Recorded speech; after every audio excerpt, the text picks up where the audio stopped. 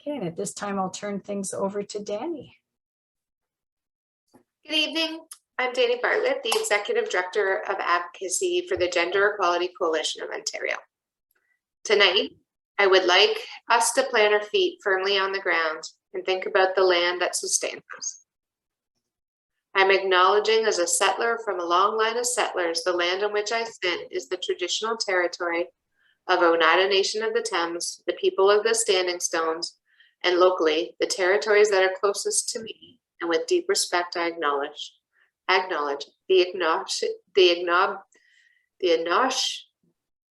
Anishinaabe people, also referred to as the Free Fire Confederacy, the Haudenosaunee people, also known as the Iroquois people of Six Nation, and the Lenape people, often also referred to as the Delaware Munsee. Today, as the weather changes and we think about the transition from summer to the fall, I think of the land on which I have the privilege to stand and think about the dish with one spoon treaty and how I can personally work to ensure those principles of peace, friendship, and respect. Today, we will talk about gender equality and Islamophobia, and I think of how much racism is woven into the history of our country. This year, we have spent a lot of work discovering the truth, and it is important to share that today in the province of Ontario, there is 127 First Nation communities, and 93 of them have boil water advisories. The Nistongaga First Nation, which is in the northern part of our province, is on day 9,759 of their boil water advisory. This is well over 25 years old, and the federal government pledged to end this advisory in July. Jagmeet Singh visited this First Nations community in September on the campaign trail. Yet, today, the shameful count continues to rise. There is also over 6,500 bodies of Indigenous children that have been found on only 20 of the 139 residential schools across Canada.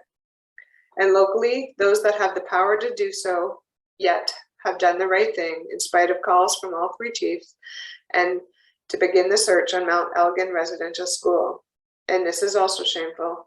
It is closing in on a month since September 30th and the National Day of Truth and Reconciliation.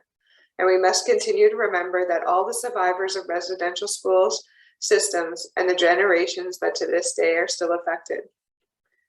We, the coalition, are dedicated to the work of understanding and unpacking the long-standing histories that have brought us to reside on these Indigenous lands. There's a long history of broken promises, miseducation, and not listening.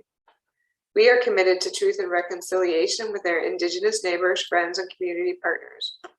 I acknowledge the long-standing treaty relationships between Indigenous nations and Canada, and recognize that individually and collectively, we all have a role to play in demanding that the treaties are honored or the land goes back. It is my opinion, after years of inaction, dirty water, missing daughters, and broken promises, the federal government needs to recompense the first people of Turtle Island. Welcome. Thank you, Danny. My name's Linda Davis, and I'm Executive Director also of the coalition, the Gender Equality Coalition of Ontario. And I would just like to share my slideshow, just see if it's doing it here. Anyway, it's not what I'm trying to do. There we go. There we go. Okay, so thank you for attending on behalf of the coalition. And the coalition was started by a group called the Canadian Federation of University Women here in London through a grant with Wage Canada. We believe that using our collective voice and our vision, we will create a community where everyone shares in the opportunities, responsibilities, and rewards equally, unrestricted by their gender identity. So we do have a monthly speaker event, and tonight obviously is our event, and I'll tell you a little bit more about next month's event at the end of the meeting. Now it gives me great pleasure to introduce to you our moderator for the evening, Dr. Amanda Zavitz. Amanda is a professor of sociology at Fanshawe College and at the University of Western Ontario here in London. She's the chair of our coalition, and she has organized the social science speaker series at Fanshawe College for the past 10 years. Amanda's area of expertise is social inequalities. She teaches women's studies as well as courses related to race, gender, sex, and class inequalities in Canada. So I turn the mic over to Amanda. Thank you. Thank you so much, Linda, for the introduction, and Danny as well. It gives me great pleasure to introduce our panelists for this evening's talk. I've really enjoyed working with this particular panel. So first is Iman Fahmy, who is an inclusive program designer at Pillar Nonprofit. And she's a community mobilizer and an anti-racism, anti-oppression educator whose lived experience as a Muslim woman propels her to center social justice in her work. As a longtime community organizer, she believes in the power of nurturing relationships and trust. Iman's anti-racism and anti-oppression work has included presenting on Islamophobia as part of Pillar's Be Inclusive series, as well as at Western University, Russia University College, and King's University College. Iman, welcome and thank you for attending. Dr. Mohammed Baobaid earned his doctoral degree from the Institute of Psychology at the University of Erlangen-Nuremberg in Germany. He's the executive director of the Muslim Resource Center for Social Support and Integration in Canada and an adjunct professor at Western University. For 30 years, he's conducted research on families and children and youth at risk of violence and developing culturally appropriate responses in Yemen and Canada. Based on the outcome of his research, a culturally integrative model of family violence responses has been developed and implemented. Dr. Baobaid has received many awards, including the 2012 Queen II Diamond Jubilee Medal and the 2012 Attorneys General of Victim Services Award of Distinction. Prior to coming to Canada, Dr. Baobaid was the head of the Department of Psychology at the University of Sana'a in Yemen. Welcome, Dr. Baobaid. Thank you for attending. Next, I'd like to introduce a Dr. Sarah Hilabi, who has her PhD in education from Western University, I think just recently, and is a professor at Fanshawe College with me in the same department. Her research primarily has focused on Muslim girls' experiences with Islamophobia, sexism, and anti-Black racism in Ontario secondary public schools. She has been asked annually to guest lecture on topics of Islamophobia in schools for the Bachelor of Education program at Western University, and has been part of a number of panels aimed at highlighting the misconceptions around Islam people at Brock University. She's also been featured on Rogers TV to discuss misconceptions of the veil. Thank you, Sarah, for attending our presentation this evening. And finally, we have Raghad El Niwairi, who is a Black Muslim woman living in London, Ontario. She grew up watching news broadcasting as a child, and like many others, was moved by the social issues she witnessed on television. Since then, she's committed most of her adolescence and childhood and youthhood to hands-on community and advocacy work. This has led her to receiving various volunteer-based awards and to working on projects such as the Interaction Collection and London School of Racialized Leaders. She's currently a university student and is looking to serve through her community work and learn wherever she can. Thank you for coming and welcome. So I'd like to begin by asking the panelists a question that we have asked all of the panelists for the speaker series presentations that we've conducted up to this point, which is, what does gender justice mean to you? And I think we will begin with Sarah.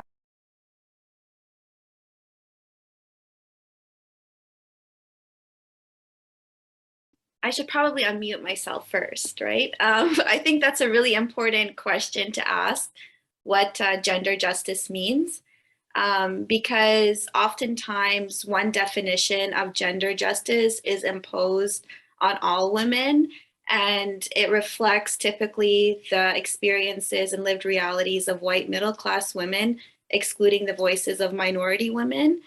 And unfortunately, also this too has been hijacked by corporations who benefit off of the objectification of women. So my definition of gender justice would be when women and girls are no longer objectified and that they're seen as valued human beings who are knowledgeable, who can be leaders within their society, within their communities, within their families as well. Also, gender justice would look like women and girls being like having them stop placing all of their self-worth on their looks, on what they wear, and also on their social status, and instead be valued based on their contributions, based on their accomplishments, which contribute to their growth as well as inspire themselves and others.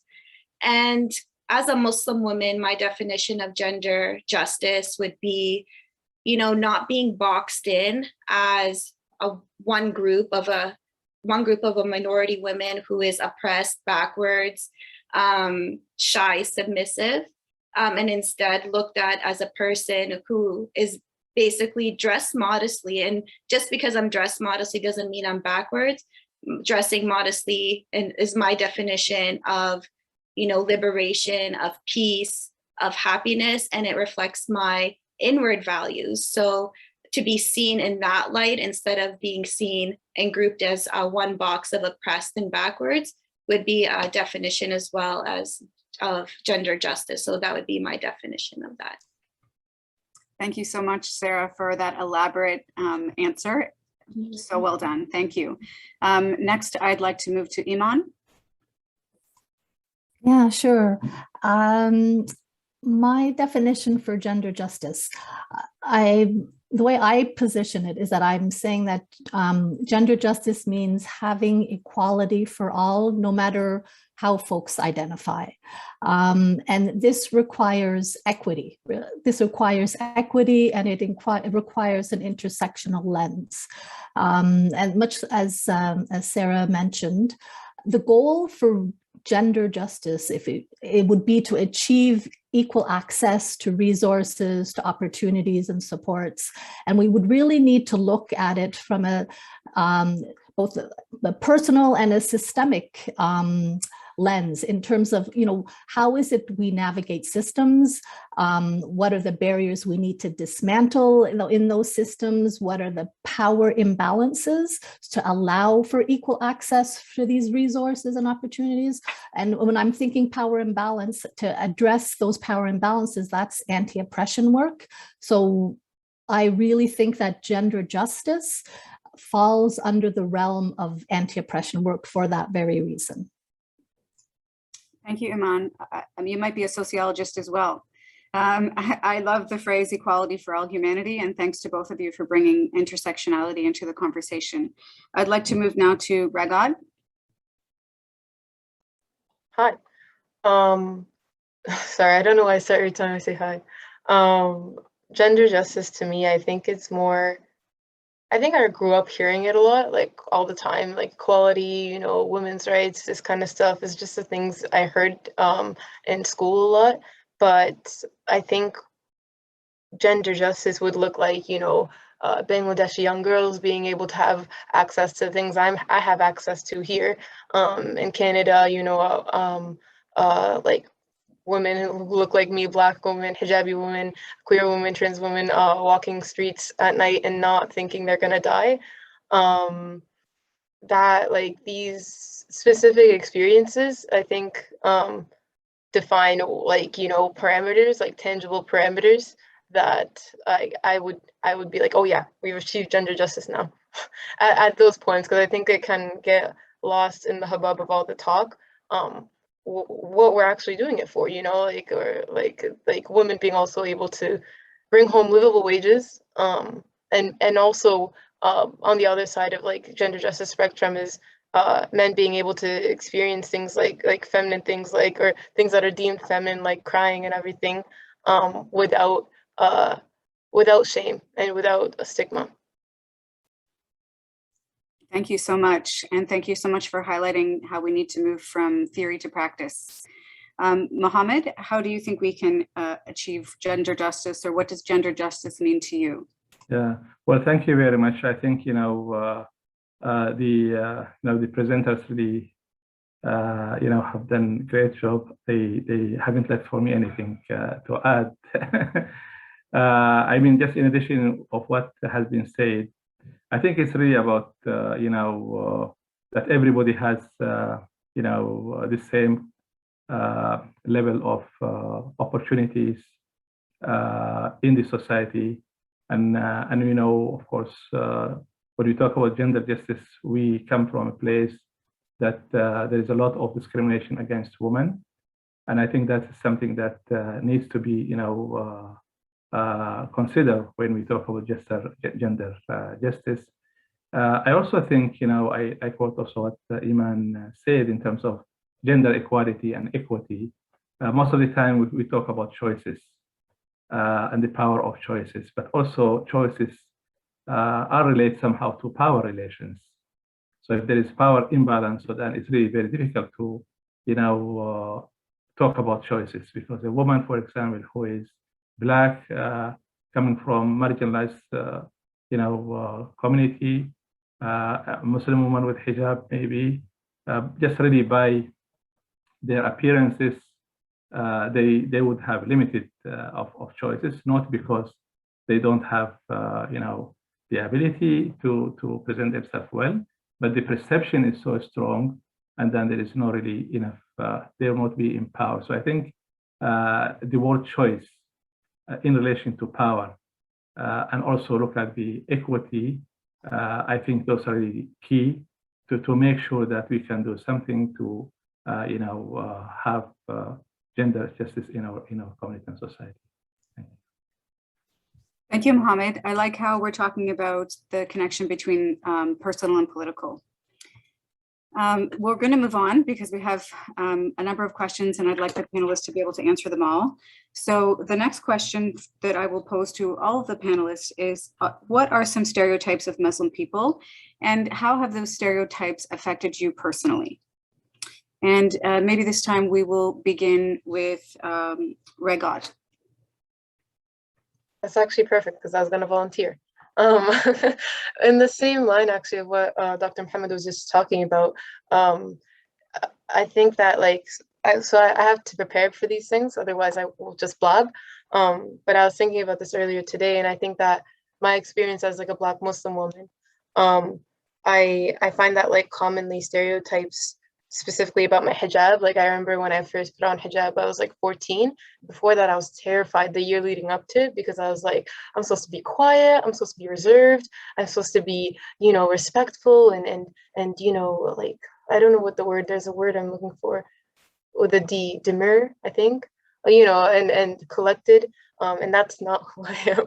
At least at that point, I wasn't as tempered as I may be now.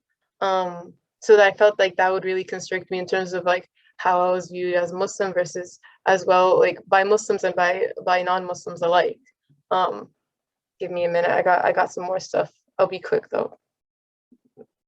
But also I wanted to talk about as my experience as a Black hijabi woman, right? So when you're talking about perception, that's what I brought this up for, is that I'm tall. You wouldn't be able to tell on Zoom. I'm tall, and as you can tell, though, I'm Black and I wear hijab. So living in London, I think that I'm constantly one instance that kind of highlighted or reminded me how much I'm hyper aware of the spaces I occupy was my friend is telling me that he was worried walking home from a supermarket next to where we live. And I was that's a 10-minute walk. It's not that big of a deal. It was only at 9 p.m. And he's oh, I just didn't feel as safe. I'm oh, that's my everyday. That's my constant reality. Discomfort when existing as in front of people is my constant reality. So I always feel stares. And so for my own safety, I have to assume that it's dangerous, whether I'm on the bus or I'm walking downtown or anywhere, and not just downtown in London, anywhere. I have to assume that those stairs are dangerous. And unfortunately, throughout the year, I think I've noticed how much those perceptions and stereotypes, fear from those aren't actually in my head. They're valid, unfortunately, with all the attacks of Black Muslim women in Edmonton, Black hijabi women in Edmonton, and throughout the country, and as well the Muslim family that was run over in London here. These were both fears that I situations where like the worst thing that I could think of that could happen to me as I was walking has happened to these people who share similar identities to me. So I think I strayed from the question, but I'll stop here. Thank you, Raghad. I'm sorry those fears are so real for you. I'd like to move on now to perhaps Mohammed. What are some stereotypes of Muslim people and how have they affected you personally? Yeah, this is a very good question, but also really it somehow also reflects some of the typical attitudes towards Muslims. So maybe I would answer this question in two ways.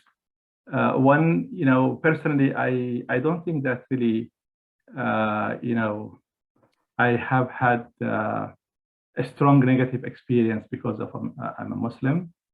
I just really I'm sharing my personal example. It doesn't really mean that it would not happen. But when I say that, also maybe from a personal perspective, it's really how you perceive and respond to any situation that you would be in because of your color of skin or because of your gender or because of, for example, whatever. So I'm trying really to see that from a broader perspective. So I am here in Canada. I'm aware of the differences, but also really I'm aware about the opportunities. I'm aware about all the things, the positive things that Canada would offer and provide for me and for my family. So my focus would be this, but also at the same time, not naive to undermine the fact there is Islamophobia, there is discrimination, there is racism. So that's the one way to really answer to this question. I always try to remind myself about this. It's not just really about people can be discriminating against you because you are Muslim. Maybe they can be, against you for any other reason. So that's one way because, even when I talk about integration, that's really what it means. You on one hand, you want to be aware about who you are, your heritage, but also, you are open-minded to be also, exposed to any influence from the new reality that you're living in. So that's one way. So the second point that I want to raise here when we talk about stereotype of Muslim people, of course there is a lot because we know the media and the stereotype. Personally, as a man, for example, the first thing that comes into my mind, most of the time Muslim men associate whether with terrorism, radicalization, or maybe being, for example, tolerant towards gender-based violence. So being someone who really has been committed and dedicated to end gender-based violence, just because I believe this is really wrong and it is really a serious problem in our society.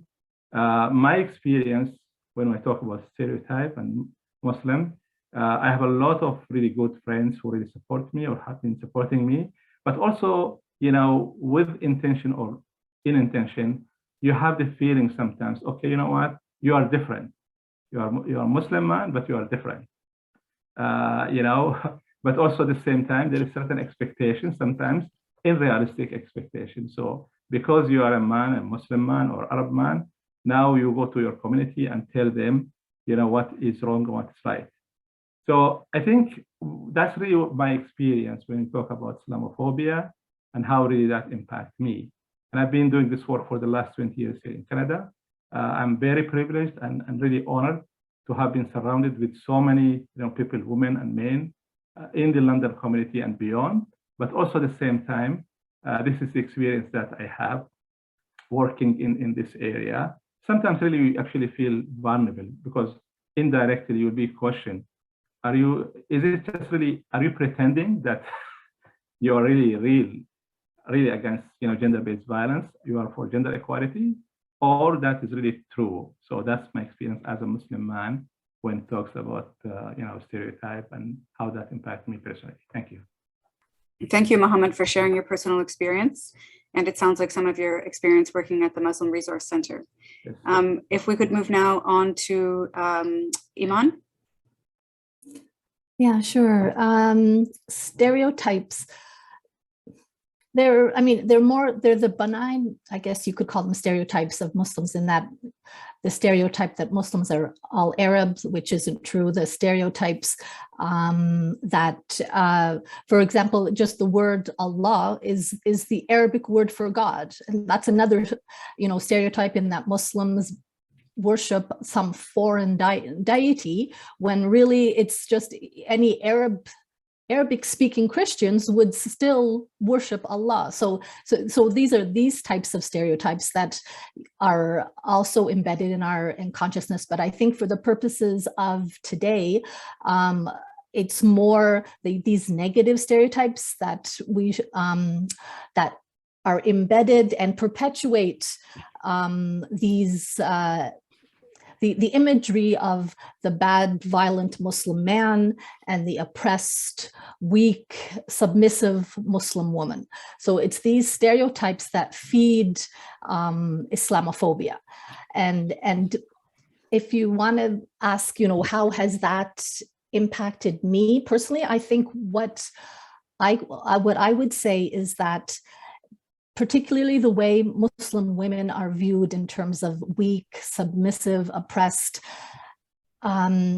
there's almost a need that Muslim women have internalized to show that this isn't true to the extreme, right? So that we have to prove to the world we're not oppressed. We have to prove to the world that we're not weak, that we're not submissive. And so it's like you have this, the white gaze on the Muslim woman has been internalized, right? And we're not allowed to just be. We cannot just be for the sake of being. We always carry the white gaze in everything and how we interact. And it is really, really exhausting to be a Muslim woman, because you carry this. You are kind of like the PR agent for the Muslim community, because we are so visible. We're so visible, and we're so easily identifiable, and we know how people view us. And because of that stereotype, we feel compelled to counter it in the strongest way. And so this really has a toll on your emotional and your mental well-being. And it really is this sense of, you have to, first of all, when you go out, you have to put on this armor. When you step out of the safety of your home, you don't know what's going to greet you, right? I've been called terrorist, I don't know how many times, because of the way I look, right? So you have to be prepared for that. And then at the same time, you have to be prepared with how you're interacting and proving to the world that we're not submissive and we're not oppressed. And that, for me, is this exhaustion that I would say really impacts the way I feel I interact with the world. And that's how I would say it's impacted me personally. Thank you, Iman, for so effectively articulating what it must feel like to be walking with that constant white gaze and those stereotypes. Thank you. Now, Sarah, what are some stereotypes of Muslim people, and how have they affected you personally? Yeah, so I think everyone hit the nail on the head, like Raghad with the intersectionality piece, not just dealing with the stereotypes associated with Muslim women as being, shy, submissive, oppressed, forced to wear the veil. Parents are encouraging them to marry early and are engaging in arranged marriages and don't prioritize education, don't prioritize their work. They're just solely focused on marriage. And then also dealing with the anti-Black racism associated with Black girls, that piece as well, and like how those intersect with each other and shape, the lived realities of Black Muslim girls. And then also Iman talking about the specific, stereotypes of Muslim women, that then touch on what Mohammed was saying. These stereotypes of Muslim women rooted in colonial discourses then define Muslim men as violent, as oppressive towards women. So everyone like hit the nail on the head, I feel, when answering these questions. And I would say Iman specifically too, like talking about this constant need to defend your religion, to, you know, based on the actions of a few, we are homogenized as one, and we're constantly feeling like we have to defend ourselves, and not just putting armor to like deal with the possibility of being called a terrorist or facing violence, but also afraid to make mistakes because you're afraid that if you make one little mistake, you're gonna represent the rest of Muslims to somebody who is non-racialized. So you make a mistake and they'll be like, oh, there goes that Muslim, like all Muslims are like that. So you constantly have to feel like you're on alert in terms of being on best behavior and whatnot. So I think everyone hit the nail on the head in regards to that. So yeah, not much I want to add other than that. Like personally, how these stereotypes have affected me. You know, it's affected me throughout my whole life, like being in elementary school here, growing up in a primarily white middle-class neighborhood affected my identity development as a child, because that's such a sensitive age period. But through these like experiences I had, it propelled me to want to do better, it propelled me to want to speak out. It informed my educational pursuits. Thankfully, I'm in a position too where I can teach about these topics. So it's very rewarding for me. Like, yes, it had a negative impact, but it also propelled me to do good, these experiences. Not everyone has that privilege as I do to be able to transform these negative experiences into positive experiences. So I'm blessed to have that. So another thing too I wanted to mention was something that wasn't really touched on, was being Muslim, being a visible Muslim woman, or being visibly Muslim in general. You're automatically assumed to have anti-Western values. So the scarf is, like especially the veil, is made visible as antithetical to Western values. And so people cannot combine being Canadian and being Muslim as one. I'm born and raised here, but in my undergrad in St. Catharines at Brock University, people often assumed I was an international student, as if they cannot comprehend that I can be a Muslim Canadian. So that's another thing too, is like these stereotypes, you know, and I'm not mad at people who have these stereotypes when they don't have limited experiences with Muslims, because they're being fed this through the media that sensationalizes stories about Muslims. And they keep repeating these particular media frames that define Muslims in that way. So I think these conversations we're having now are important. So, you know, we can speak on our behalf rather than having others speak on our behalf. So yeah, that's what I have to say about that question. Thank you, Sarah, so much. And thank you for touching on the vast generalizations of Muslim people. And you just said so much, so thank you. We're going to move on now to the third question. The third question is, can you please define, I know we're talking a lot about Islamophobia, but could you define Islamophobia and tell us, have you experienced Islamophobia in our community? And all four of you have already touched on this, but maybe you might have something more to add. So please, if you could define, what does Islamophobia mean to you? And have you experienced that in our community of London, Ontario? And I think this time we will start with Iman. Okay, thank you. So definition of Islamophobia, it's really a contested issue to begin with before I go into the definition. As we saw over the course of the lead up to M103, there was, you know, a lot of controversy over what is Islamophobia, how do you define Islamophobia. For my purposes, I define Islamophobia as fear or hatred of Muslims, or people who are perceived to be Muslim, because that's also important to note. That leads to violence or systemic discrimination. And the reason why I say people perceived to be Muslim, because oftentimes folks from the Sikh community, because especially the men wearing turbans, they're often mistaken for Muslims. And I believe in the United States, the first murder that happened, hate crime that happened immediately after 9/11 was a Sikh gentleman in the United States, because he was mistakenly taken as a Muslim individual. So that's how I would define Islamophobia.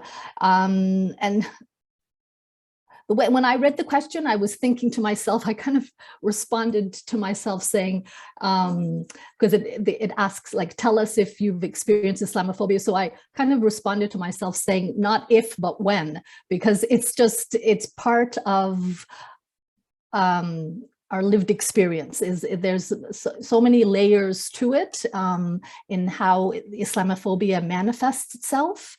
And again, it is rooted in those negative stereotypes of the violent, barbaric Muslim man and the oppressed, submissive Muslim woman. And it also feeds into the violence, especially as Raghad pointed out, the violence against Black Muslim women in Edmonton, and really how it's at epidemic proportions. It's as if it perpetuates that it's okay to perpetuate violence against them, against these submissive, weak women. And that's really something, a conversation that I feel we aren't having enough. Regarding have I experienced Islamophobia, one incident that really stands out in my mind is that many years ago, I used to live overseas, and we would travel in the summers to the United States. And there was one time we had just landed in Dulles Airport, and my husband is a tall, visibly Muslim man with a beard, and I'm obviously visibly Muslim with a hijab, and we were in the airport getting our luggage, and my husband left to make a phone call. This was before we had cell phones. And then we had, I was standing there with my children, and then a white woman approached me, and she comes up to me and she says, you know, dear, you don't need to wear this anymore. You're in the United States. Right. And the thing is, like, she waited until my husband left. Right. Like, so you see, like, the exact dynamic of what happened. And she saw us, and she saw my husband, who was quite physically big and a Muslim with dark beard, and me with the children, because my children were young at the time, and I'm wearing hijab. And she thinks, this poor woman, I'm going to save her. You know, I'm going to save her. She's now in the United States. She's free. I can, you know, she does not need to do this. And this is really typical of the sort of experiences that we face as Muslim women. It's that, you know, needing to save the Muslim woman, to liberate the Muslim woman. And we've seen that in the political discourse. I mean, just as recently as Afghanistan, right, in August, like, that was really, that was the context of the narrative that we were hearing.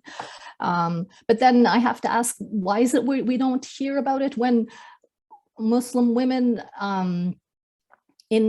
in Quebec, for example, Muslim women in Quebec are, and not just Muslim women, any women who want to, or anyone who wants to wear religious symbols cannot be in the public sector. So it's really, it's really impacted Muslim women significantly in that, you know, they are no longer able to engage in that sort of employment, and that furthers their marginalization. But where are the voices, the advocates? Where's the outrage to that? And so there's this hypocrisy. And that is what's really disheartening, when you see this so-called outrage in one instance, but you don't see it in another. So I think I'll stop there. Iman, where is the outrage? Where are the voices? What a good question. Thank you so much, and thank you for sharing your experiences. Now, I'd like to ask the same question of Mohammed. So Mohammed, could you define Islamophobia and tell us about if you've experienced Islamophobia in our community, please?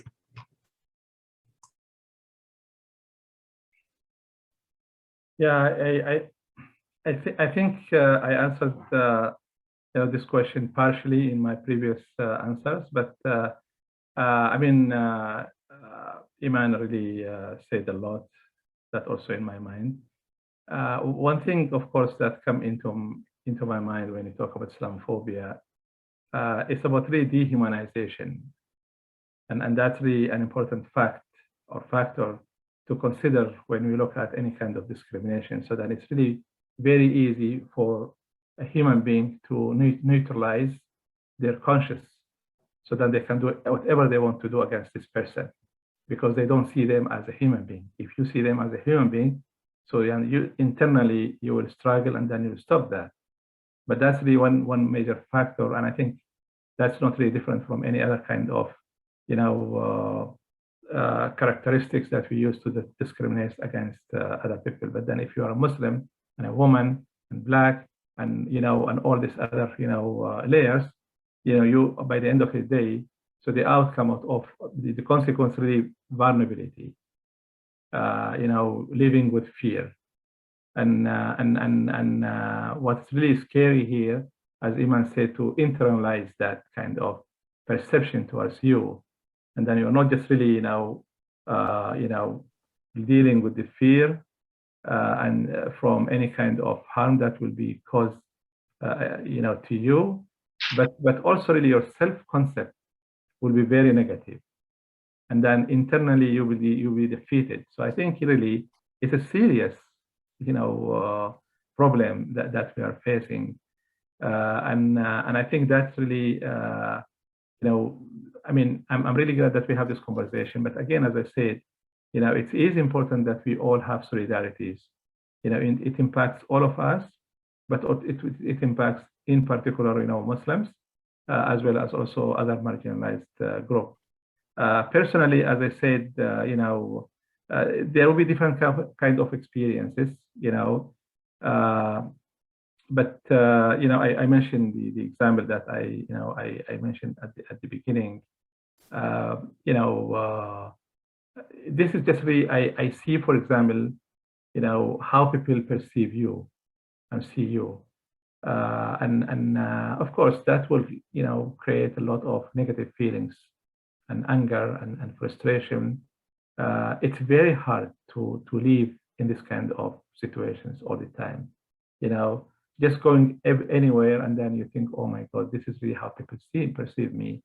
And when I talk about Islamophobia, also, it's really very interesting psychologically to see, the perception as well as the reality, because with Islamophobia, the word Islam is a faith, it's a religion, but then also there is a cultural piece associated with that, because there are many Muslims who are not necessarily practicing Islam, and they're really, but because they are really, identify themselves as Muslim, or maybe as if they are perceived as Muslim, they will have the same kind of experience. And I remember, especially after 9/11, things have changed. Even those maybe who are not really connected with their faith, they started to really revise their identity, and and that's also really, by the way, it's also really is very wrong and very have very negative impact on the long run on our children also. Thank you. Thank you, Mohammed. So far we've talked about Islamophobia as a fear or a hatred or a dehumanization of Muslim people or people who are perceived as Muslim people. And we're going to move on and hear from Raghad and also from Sarah, but I just think it's important to note that, we're asking you to talk about your experiences with Islamophobia because it's so important to have these conversations, and because we want to continue to hear. And it's important for people who are in the wider general population to understand and to hear these stories from you. So I know we're still in the middle of this conversation, but thank you for sharing your experiences. So I think we will move now to ask Sarah the same question. Well, I think Iman and Mohammed really touched on a lot of important factors, and I'll just add to that and revisit some of what they had mentioned. So yes, I agree with Iman completely that Islamophobia is contested, the definition of it.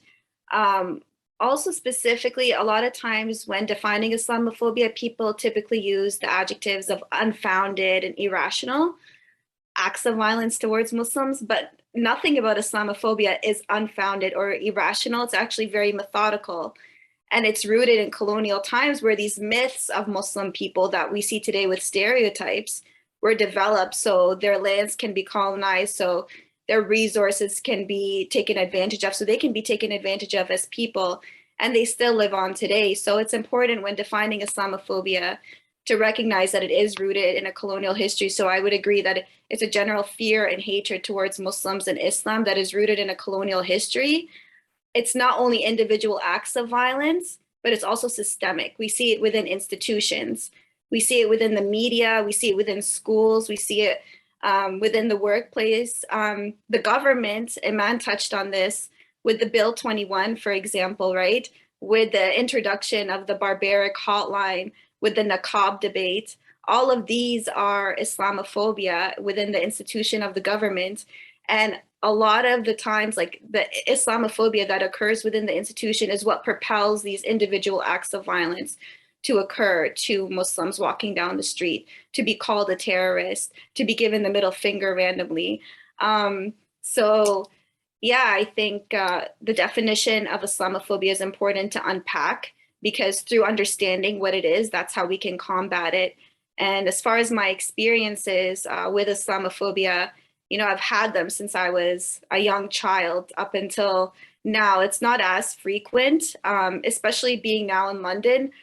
You do see stares, you do see, you know, sometimes I get the odd, you know, swear word at me when I'm walking down with my mother or in the car, walking down the street with my mom or in the car, right? So these are not as common, but when I was in the Niagara region, so demographic plays an important role. So I feel like in a region that is less diverse, more experiences like these are bound to happen. So unfortunately, it happens still, and then important to recognize too the intersectionality piece that, you know, being not only a Muslim, being a woman, being a racial minority, being an ethnic minority, coming from a lower socioeconomic status background, all of these compound our experiences and affect how we experience Islamophobia as well. So that's what I have to say about Islamophobia. Thank you, Sarah. Thank you for touching on how systemic racism justifies individual violence. And now to answer the question, Raghad. Hi.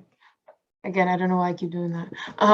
But to answer the question, I think like you guys have all talked about, each time I'm like, I don't know, I've never actually, I personally haven't experienced outright like over someone like calling me anything to my face. That isn't coming from a well-meaning place, you know. Personally, I don't know how I've been shielded from it. If I just intimidate people, I don't know what it is. But I haven't experienced that. But as you guys were each talking, like Mohammed mentioned the dehumanization aspect and like the constant being on guard or like experiencing these things in public, as Iman and Sarah have mentioned.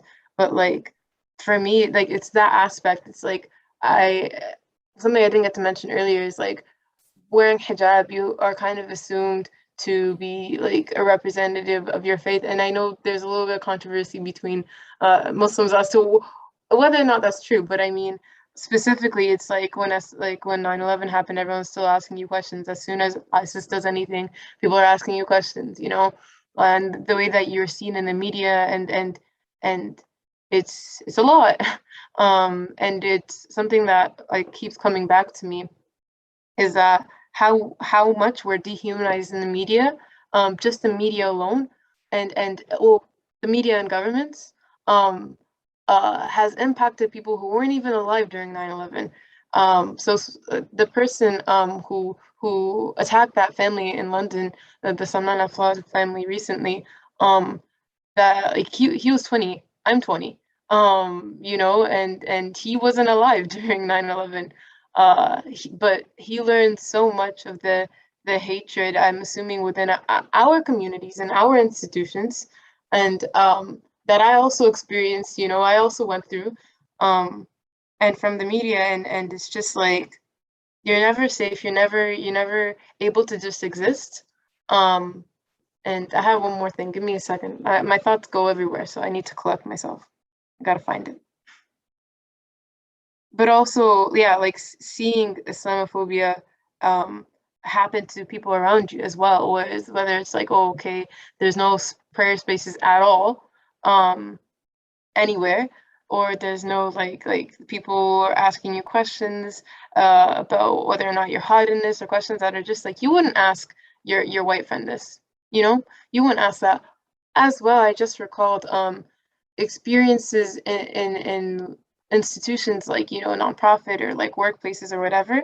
I know personally, I have to be louder, myself and the other, like some of my other like hijabi coworkers in the different places that I've worked in the past, always have to be super in pain or super obnoxious or overt about our pain in order to be seen by our supervisors. Whereas our white like women colleagues can just like whine for 5 seconds and then they get to go home. You know, that's a very cruel way of putting it, but that's what I've experienced. And also the emotions of white women tend to be seen much faster and much sooner, and given more value than any like other than any woman that I've seen, you know, or any minority. So it's really like frustrating to watch as it happens, because I don't personally, like, if I'm being honest, I don't cry in front of people, but like at this sometimes I'm like, I wish I did, so that you guys would believe me, you know. But I think that's kind of summarizes what I want to say. I just wanted to add something too. I think that's really great what you said.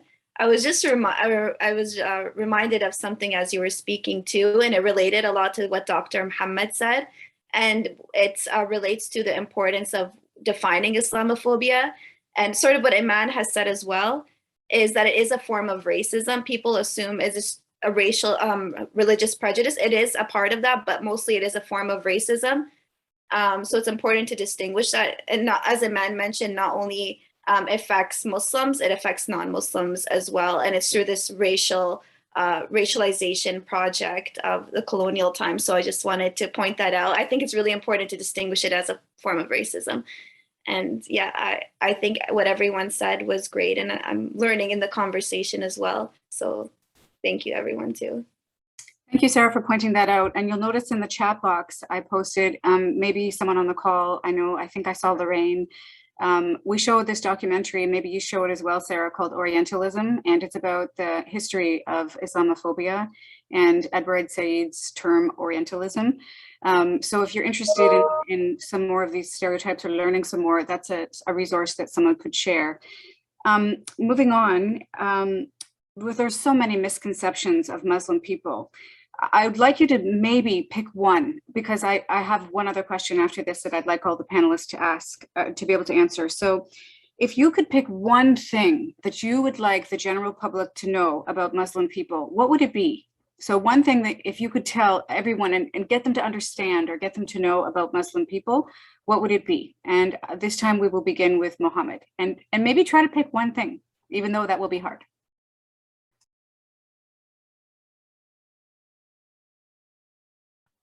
Very challenging question. I think one thing really, I think it's important to, you know, to people to know, you know, Muslims are like any other people. So they are human beings. So the word Islam is really just the one dimension of their identity, and that's really their faith. So I think it's really important that people understand that, you know, and not really reduce this person in something maybe that would justify any kind of hate, any kind of action of violence and aggression. So that's really very important. Also, really, you know, then education. So then people really need to ask the right people the question, you know, so then they can be educated. But I think that's really something that I think it is important that people see everyone is a human being, regardless of, you know, the different kind of, you know, dimension of their identity. Thank you, Mohammed. Thank you, Mohammed. Thank you. Sarah, what would be one thing that you would like people to understand or know about Muslims? You're still on mute. Yeah, my bad. So like Dr. Mohammed had mentioned, my first answer was that we are human beings. And so I'm just gonna go off on that. So, you know, Muslims are just like any other human being. And while we may share a faith together, Islam is not monolithic. We practice it very differently, just like Christians practice it very differently, right? So they're not all the same. So Muslims are shaped by their geographical location, by their socioeconomic status, by their gender, by their racial background, by their ethnicity, and other categories of social difference, as well as their individual differences as well. So I think the important part is that we're all humans. We all share, you know, the same mundane challenges with trying to survive, with trying to build our lives, with trying to keep our families safe. And that's the one thing I want everyone to know, that we are just human and that we aren't all the same. And yeah, that's how I would answer that question. Thank you, Sarah. My 14-year-old daughter is sitting beside me and she says, this is sad. It's sad that they would have to say that all people are human. So I'm glad she knows that. So next we're moving to Iman. Yeah, actually, I think we're all pretty much saying the same thing, because what I would really like folks to know in that there is diversity within the Muslim community, right? That, again, has been mentioned before, we're not a monolith. So again, one of the big stereotypes is that all Muslims are Arabs. That's not true. You have Muslims of all different ethnicities, all speaking all different languages, racially diverse, different, even, you know, different sexual orientations, even just different interpretations of their faith. So it really is just like any other community. We're not a monolith, and yeah, and it's just, you know, I would like people to understand and appreciate that. Thank you, Iman. And Raghad, what would you like people to know? I was thinking about this a lot because I think this is very much skewed, or this is coming from my personal experience, and I think the fact that I'm younger has a lot to do with it, and the fact that I kind of was already, like, I came into a lot of chaos as it is, but I'm very much exhausted of having to tell people what to do. To be frank, you know, so I think as an immigrant, as a Black person, as a Black woman, as a Muslim, I'm tired. I'm very exhausted, and I think it's been 20 years of news segments covering, you know, people from various different experiences and walks of life and expertise, like telling people what, you know, believe us, humanize us, accept us as human beings, people, like, you know, treat us respectfully, treat us like we are like we have value. And you know what, that happened, it's the same conversation I've been frustrated by since I was younger about, like, homeless people or the stereotypes about Indigenous people. I think it's gotten to a point where if you're still asking us, like, if we still have to humanize ourselves, like, come on, this is nonsense. But what I did want to say, I actually wrote out properly, was that I think that I've been on so many of these conversations, and so many people have been on so many of these conversations. I know Iman, and I'm sure Sarah and Mohammed, you guys have as well. This is not your first rodeo, and I know you guys have also, like, this coalition, I'm sure, has been doing this work for a while, right? So everyone's familiar with the fact that change has been begged for a while. But I think what really grinds my gears is that, take it as like the situation where it's like, oh, you know, the stereotype of like, oh, my friend keeps asking me what to do about her boyfriend who keeps cheating on her, and I keep telling her what to do and she keeps not listening. Why would I give you information constantly? Why would I constantly pour out my experiences for you and put effort into creating solutions or walking you through the process only for you to completely ignore what I'm saying? You know, like what how is this going to help me survive? And that's what it comes down to, is like at this point, come on. But yeah, I think that's pretty much all I want to say. Thank you, Raghad, for sharing your anger and your frustration, and for the fact that this isn't our first rodeo. Thank you so much. Okay, the final question of the evening, and I would like to leave maybe at least 10 or 15 minutes for questions from the audience if we could. So I do want to talk about, though, we've spent the entire time of our presentation talking about the injustices faced by Muslim people and Islamophobia and negative stereotypes. I want to end on a note about what we could do. The Gender Equality Coalition is a community organization. We're a grassroots organization. The reason we're having this conversation is because we want to move forward in a better way. We want to do better. We want to inform people in the community. We want to make our community better. So when you think about the things that we've talked about in this evening's presentation, what do you see as a viable solution? What do you see as a viable solution to the gender injustices faced by Muslim people in our community? So if you could each talk about, you know, one thing that you think is a viable solution to what we're talking about this evening and the gender injustices faced by Muslim people in our own community, that would be fantastic. And I'm going to begin with Mohammed. Yeah. Okay. I think, as I mentioned at the beginning, you know, we talk about choices. One thing maybe that I would like to see here, you know, to support Muslim women, especially those who are visibly, Muslims, to get really job opportunities. I think that is, if we can really focus on this, that will impact, you know, Muslim children, but also, you know, because I think, you know, one thing that really we want to,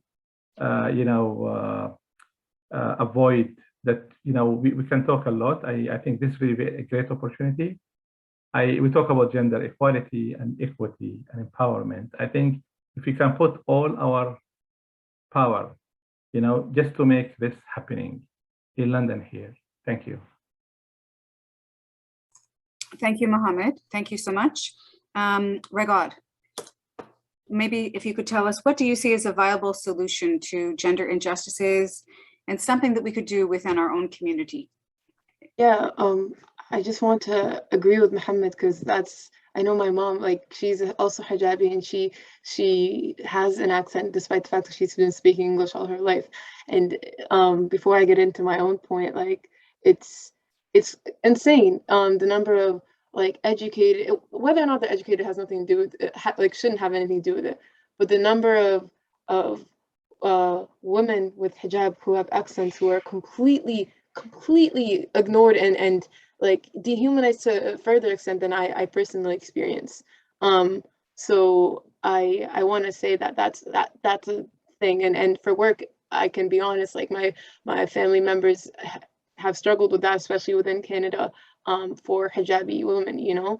But I will say a viable solution would probably be, like I mentioned before, when you ask us for help, listen, you know. So and this isn't to shame you guys, I don't know you, you know, frank, you know, but I don't know each and every one of you, but it's to listen. So one thing that I'm thinking about is, like, you know, I prayer spaces, I'm a student, I mentioned, and I there's one prayer space on my entire campus, and it's a whole campus, and I often have to pray in front of everyone, and, like, again, I mentioned being very visible as a tall black hijabi black, like, woman, right?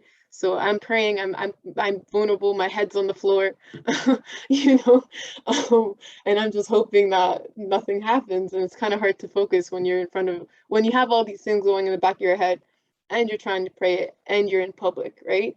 So prayer spaces on top of, like, things like scholarships, but just maybe, like, doing something with the advice and the expertise and the consultations that Muslims have given us in the past, is actually turning it into action that will benefit. Because I think what's really frustrating, and I mentioned this before, is when we see these things happen, and nothing comes out of it. You know, or when we see, like, even with like the Truth and Reconciliation report, there's a whole report that was created and what has been done with it, you know? So it's just, if everyday people aren't benefiting from what you're doing, are you really doing anything?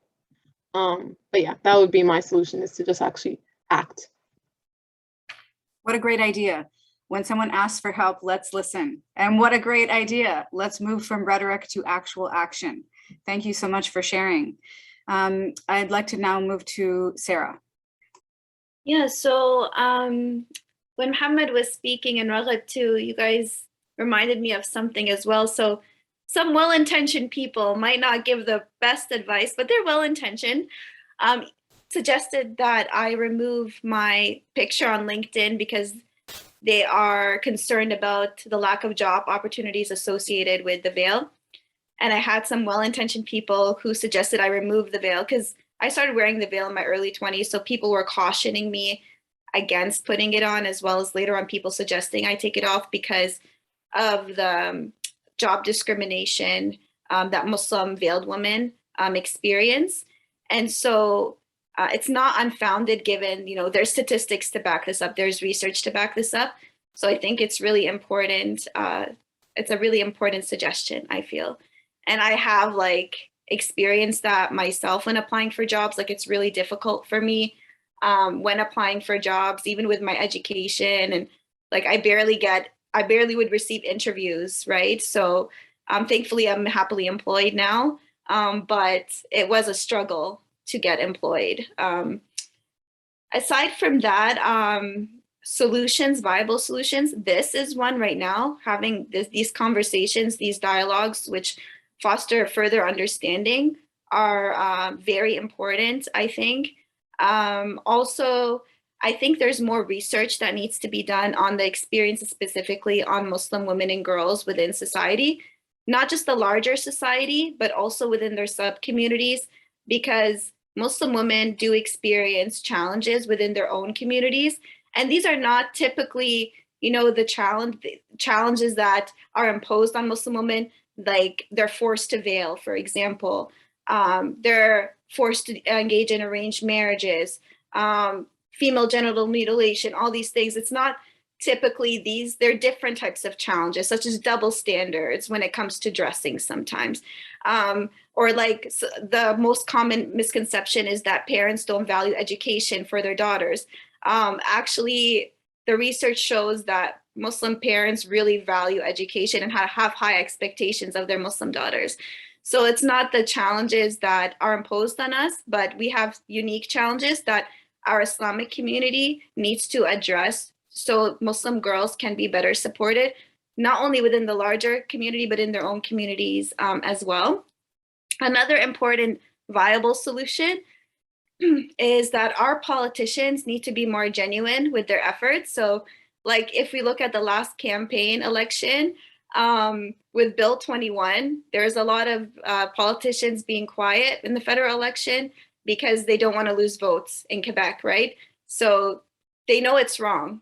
They know it goes against the Charter of Values of Rights and Freedoms. We are all at stake here as Canadians. So our politicians need to have integrity, not just caring about the votes.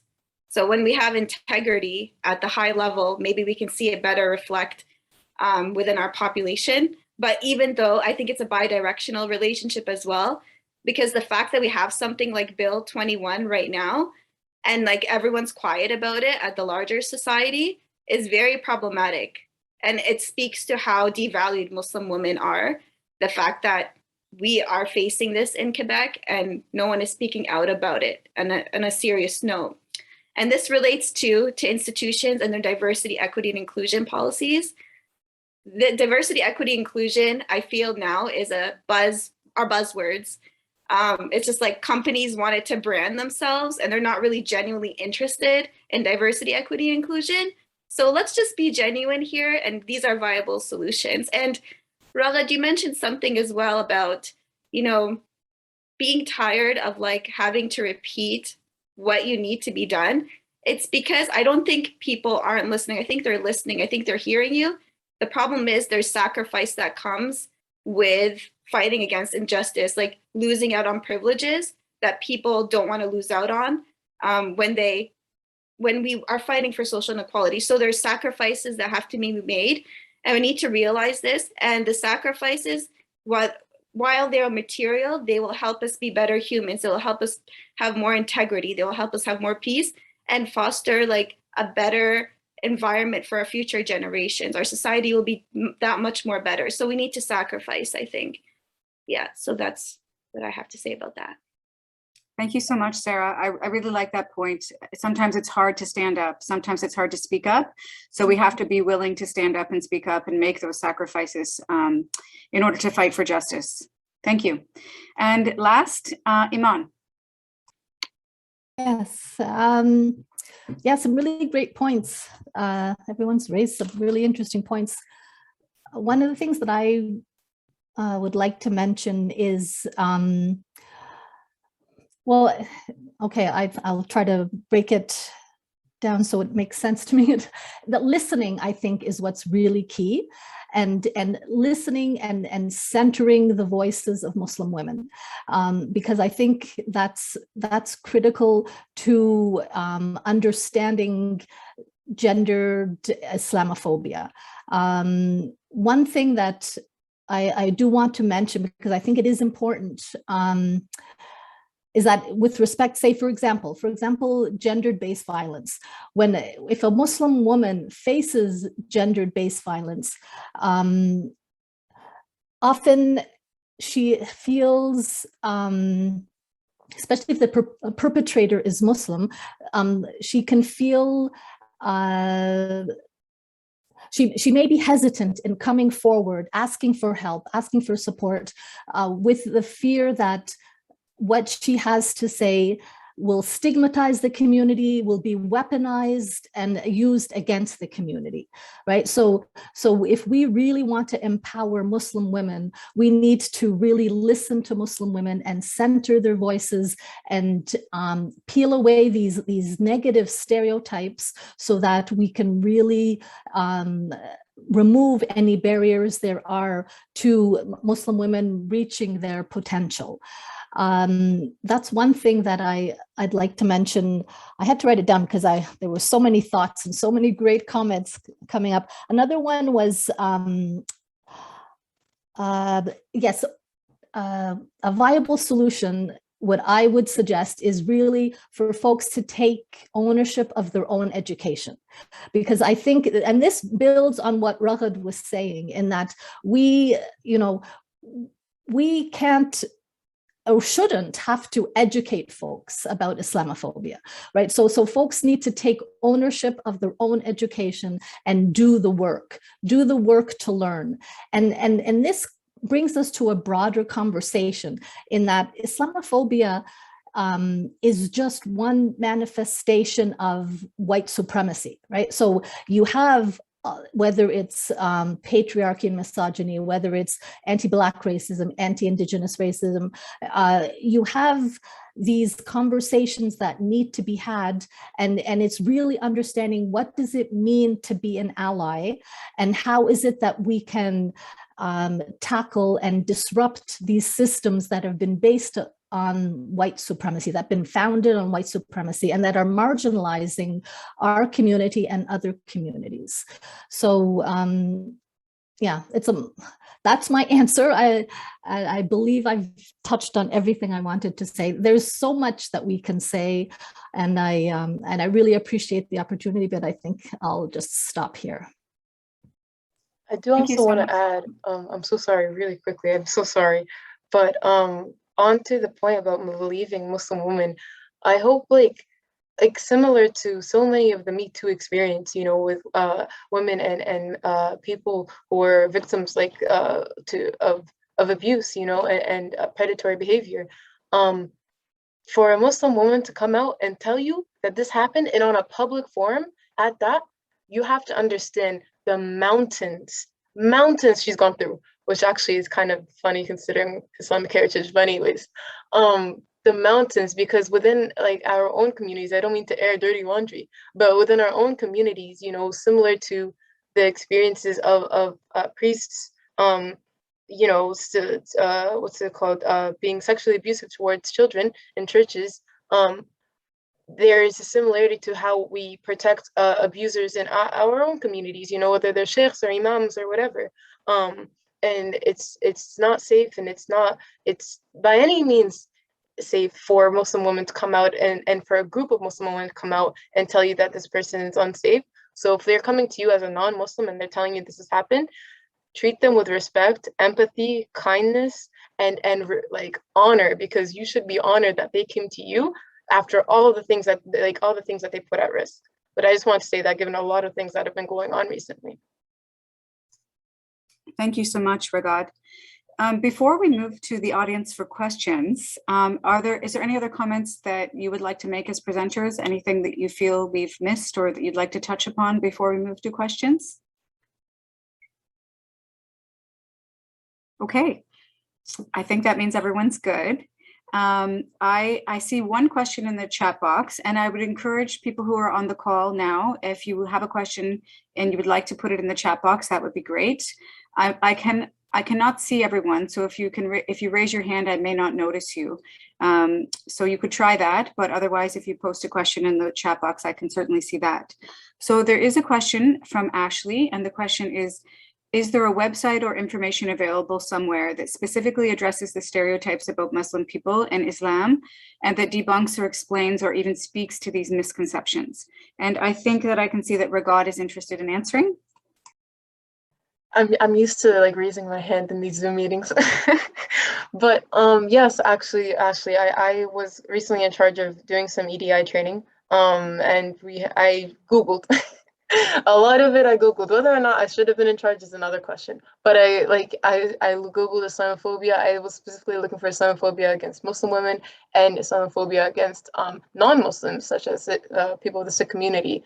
And I found quite a few resources. I think there was one called River of Hope. So I'll write it in the chat box, but I would just literally Google Islamophobia resources and you'll find a bunch of EDI stuff, hopefully, inshallah, that comes up. But yeah, I'll put in River of Hope and look for a link for you. Thank you. Anyone else want to add anything? If not, I'm going to move to the next question. Well, my research, actually, not to toot my own horn, but I actually find it useful because my research explores experiences of Muslim girls within the public education system.